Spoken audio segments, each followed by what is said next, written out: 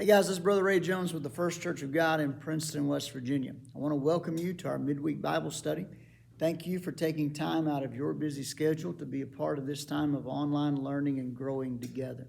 I am thrilled that you are choosing to allow me to be a part of your spiritual development, and I'm very grateful that you're a part of mine as well.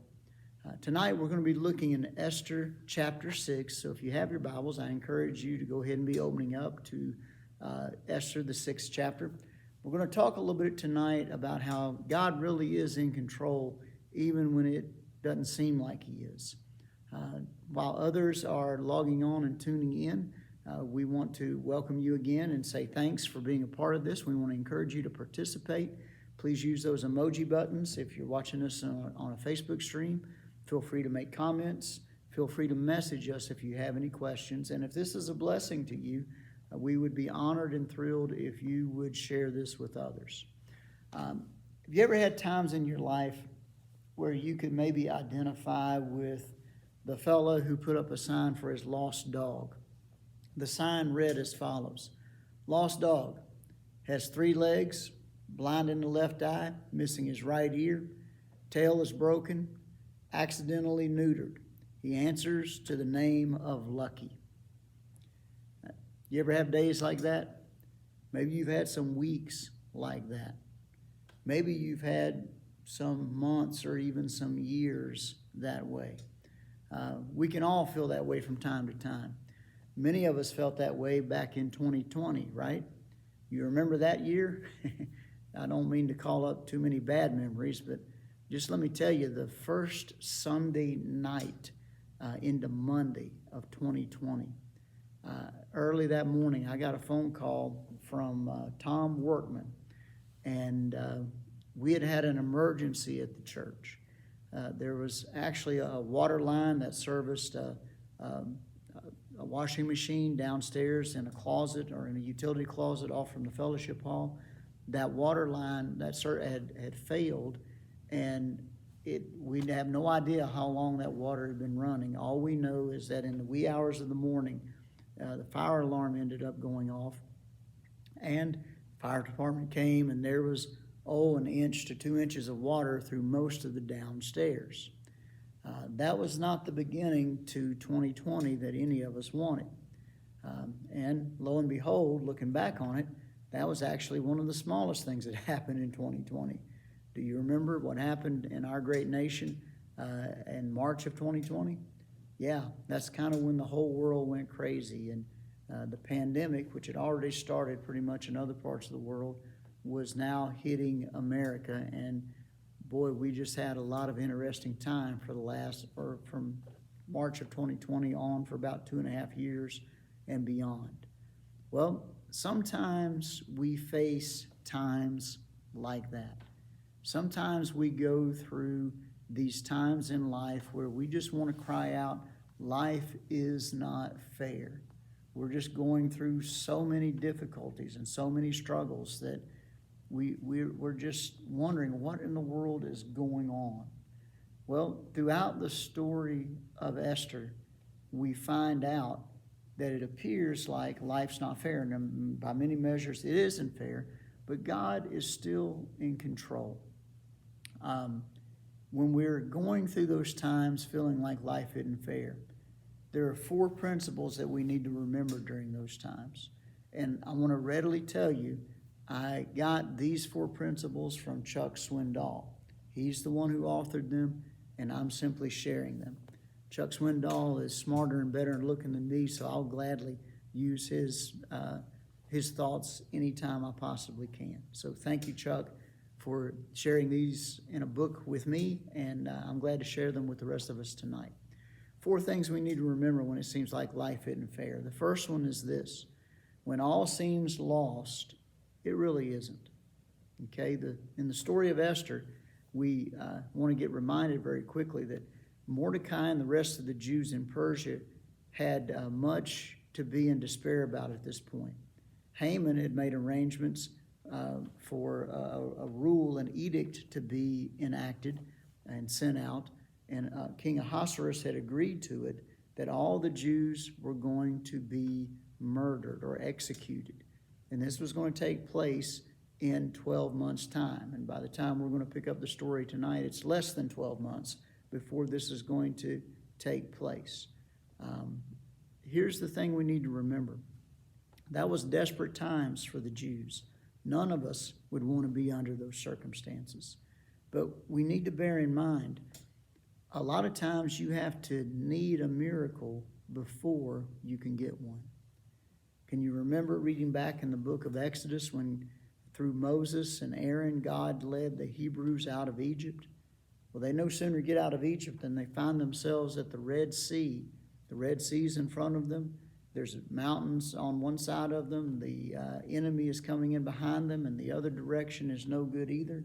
They're hemmed in, and it seems like all is lost, and yet God intervenes and parted that Red Sea and delivered them to safety. What about in the New Testament when Jesus had this big crowd of people that he's been teaching, and they're worn out, they're hungry, and there's no Uber Eats to be calling, and there's no delivery service, there's no grocery store or restaurant nearby. These people are hungry, they need to be fed, and he looks at his disciples and he says, hey, you guys need to go feed these people. And their reply was, what? And what are you talking about? How are we going to do this? And God worked a miracle, feeding 5,000 men, not counting women and children, with 5 loaves of bread and a few small fish. Well, Mordecai and the Jews, at the time that Esther was written, or the story that we're reading about, they are in a predicament. And through all of this, Mordecai is trusting God. Now, do you think Mordecai was scared during any of this? I believe he was, but he still trusted God. Do you think he had some sleepless nights? I can't tell you with 100% accuracy, but if I was a betting man, I would bet Mordecai lost some sleep during this time.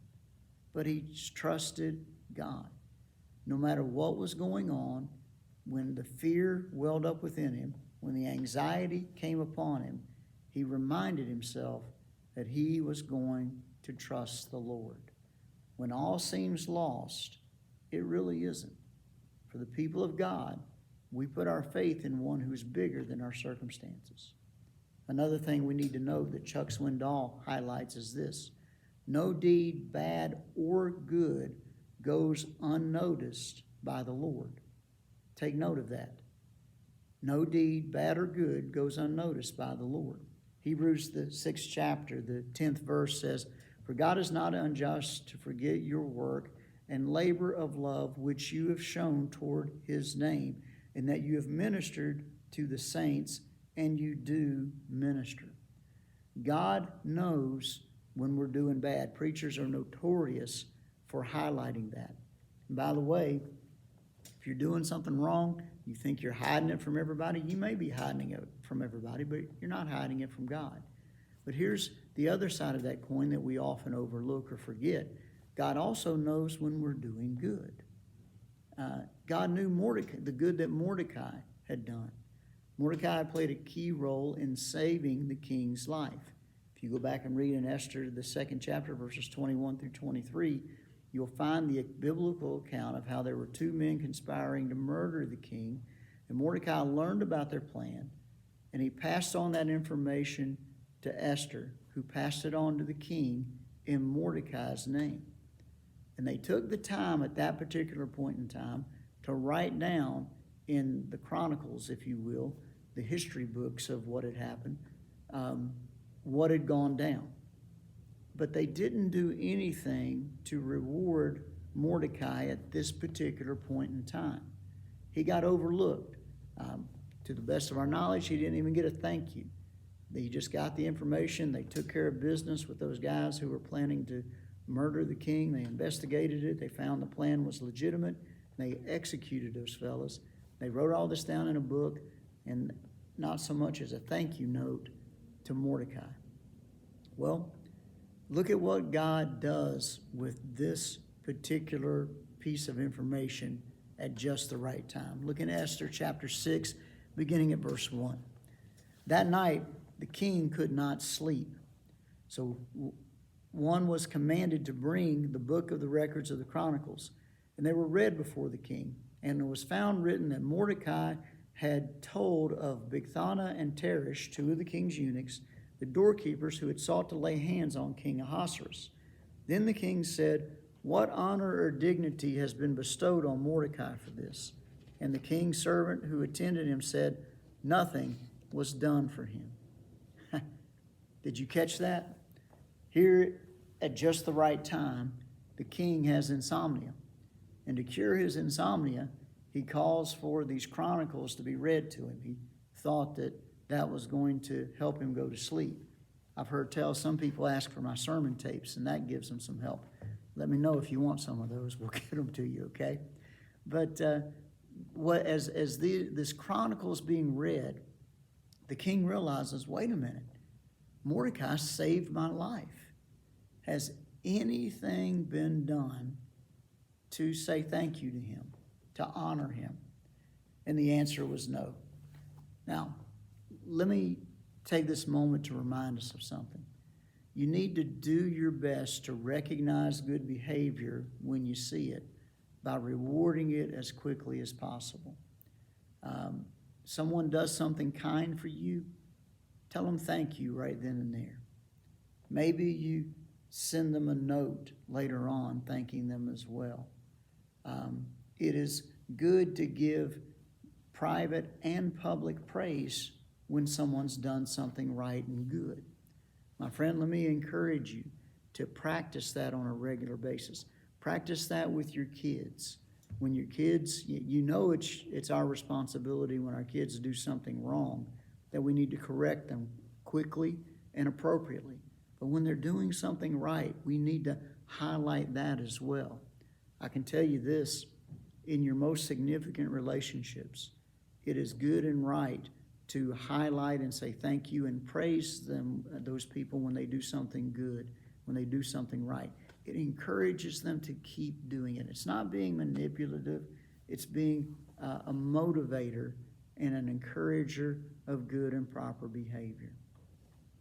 Whenever someone does something good for you, do it as quickly, say thank you and give praise as quickly and as appropriately as you can. But understand this too. Sometimes this delayed reward or this delayed gratitude is still gratitude. I remember years ago, I had decided that I wanted to give somebody a wind chime. And one of my hobbies that I'm not doing as much now as I used to, but I'm still capable of doing it, is making some homemade wind chimes. And there's a good bit of work involved with it. The cost actually has gone up. I was shocked when I priced some of the materials up here not too awfully long ago at how much the prices have increased since the last time I'd made one. But this wind chime made out of a 10-foot stick of half-inch conduit, which is now the most expensive part. It just takes some time to cut that and to get everything, all the pieces together, and to piece this chime together. Well, I'd made one of those chimes to give to somebody, and somebody else saw me give it to these people, and it was mentioned at that time that, well, they'd like to have one too. Well, the people I originally gave one to, I was giving it to them as a thank you gift to just thank them for the hard work they were doing for something. And I decided when these other people asked for one that I would get them one made, and I was going to see them at the end of the week. And I went home that day, and I really had to kind of like hustle to get material together and to get a chime pieced together and to have it ready to be able to take back at the end of the week when I was going to be seeing them. And I can remember to this day taking this to them and giving it to them, and they kind of said thank you or whatever, I guess, but they were busy, and I was like, okay, no big deal. But I let that eat me up for a while, that, I thought that I'd get a thank you note or something along those lines, and there was nothing at all. And I let that bother me for a while, and then I just finally realized, you know what, I just need to let that go. And ironically, months later, I ended up getting a thank you note from them, with actually a little bit more than just a note in there for what they had received. And I realized then, you know what? Delayed gratitude is still gratitude.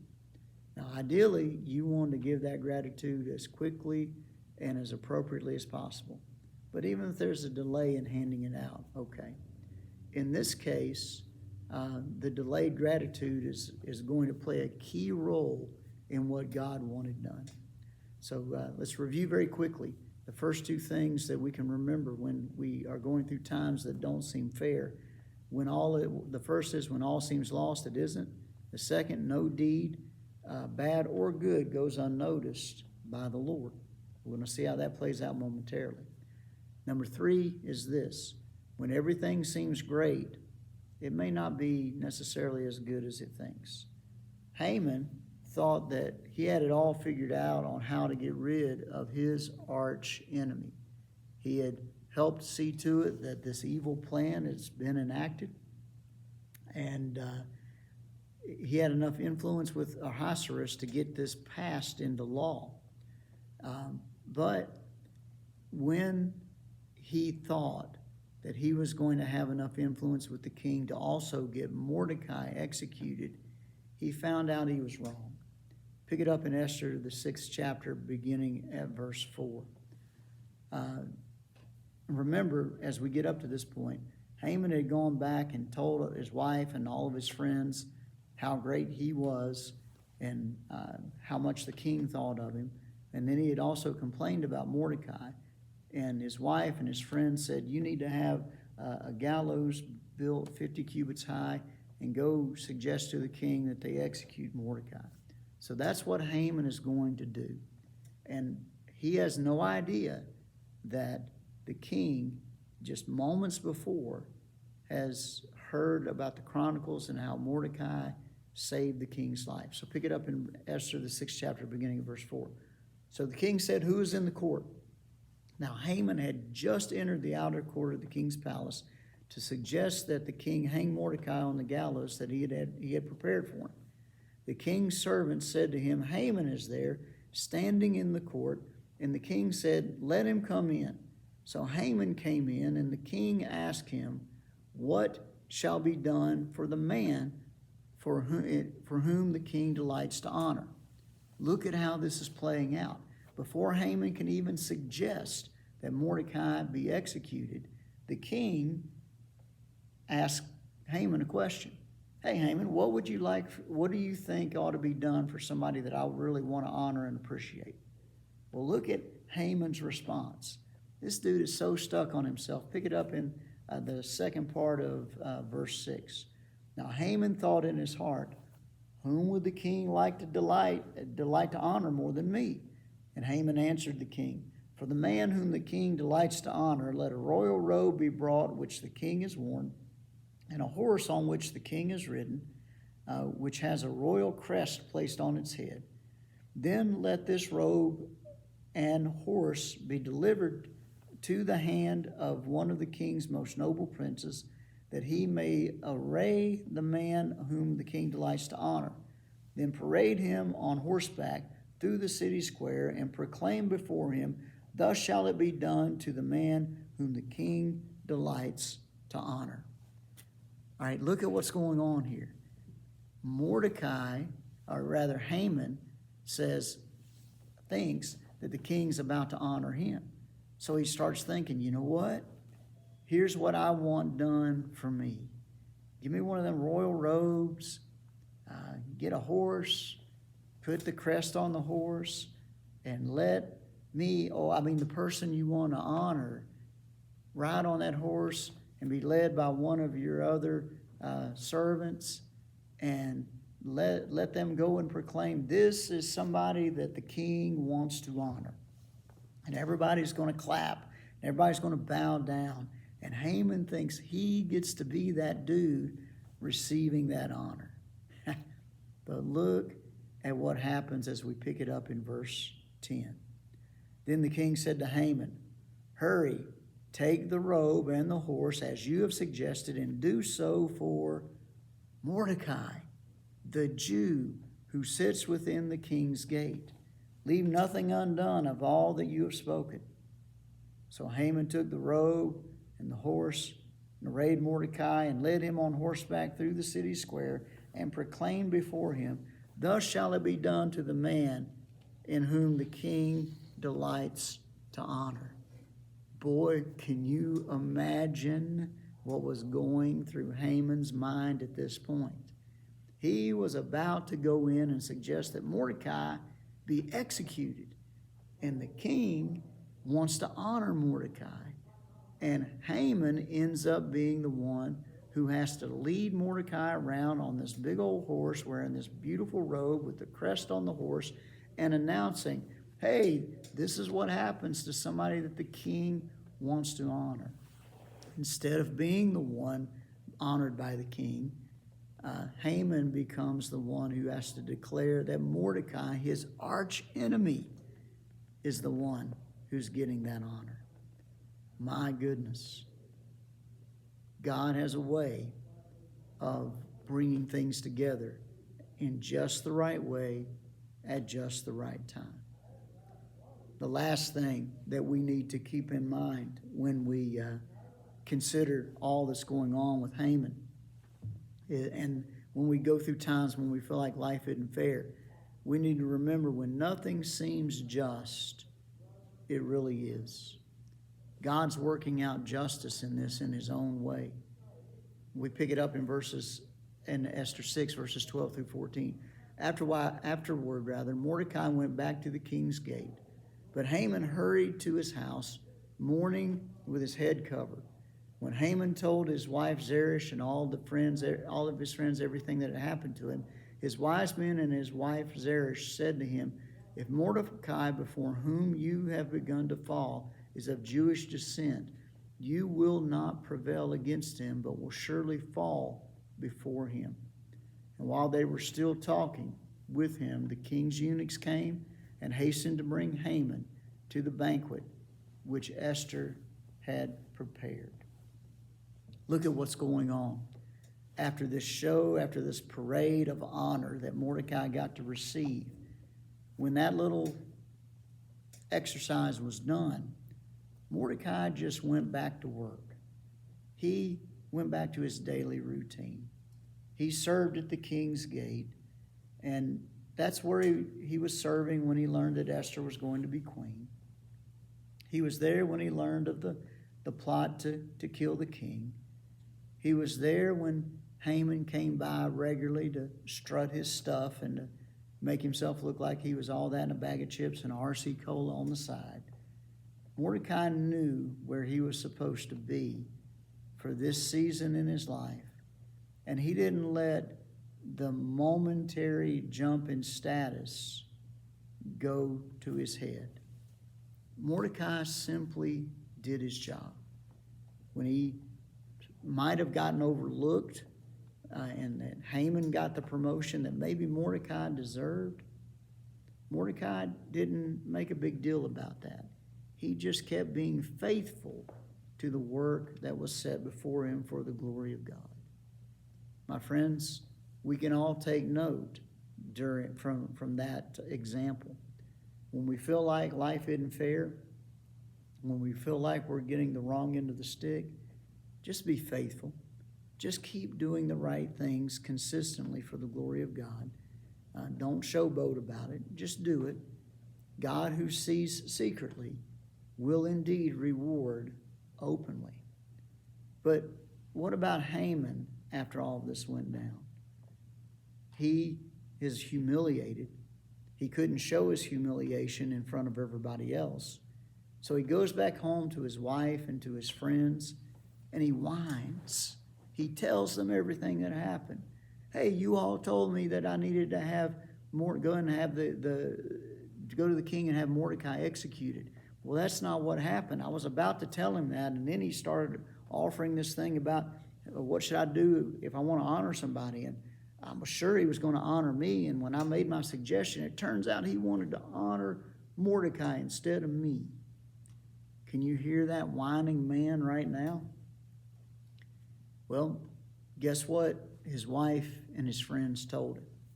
We read it just a moment ago in the scripture, and it was the truth.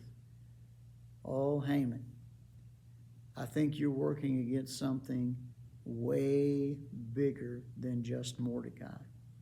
And if that's the case, you had better watch out. Well, that was the case.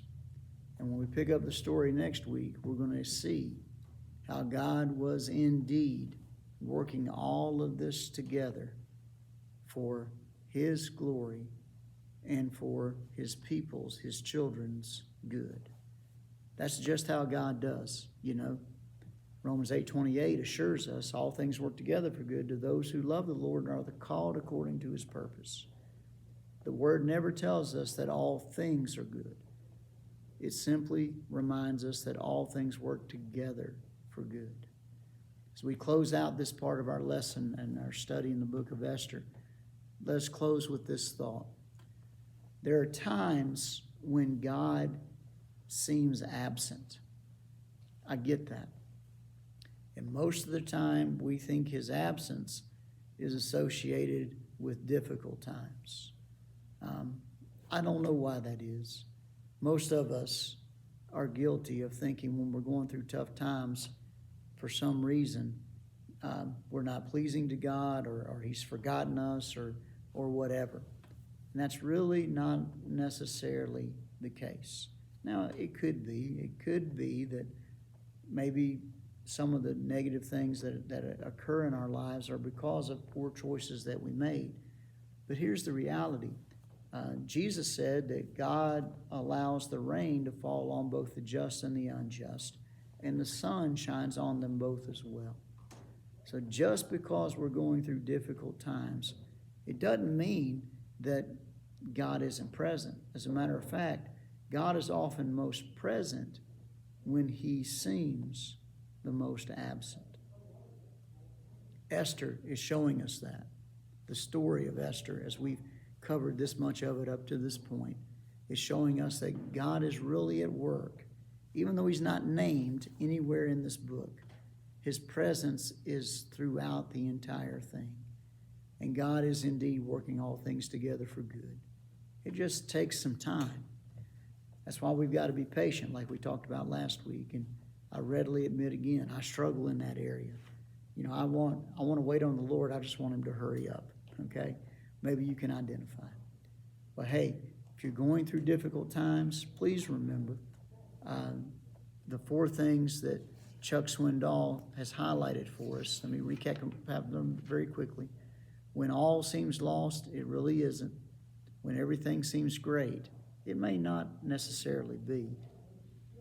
And no deed, bad or good, goes unnoticed by the Lord. And the last one, when nothing seems just, it really is. It really is. Thank you for your time tonight. God bless you. I hope this has been a blessing to you, and I look forward to catching up with you again next week.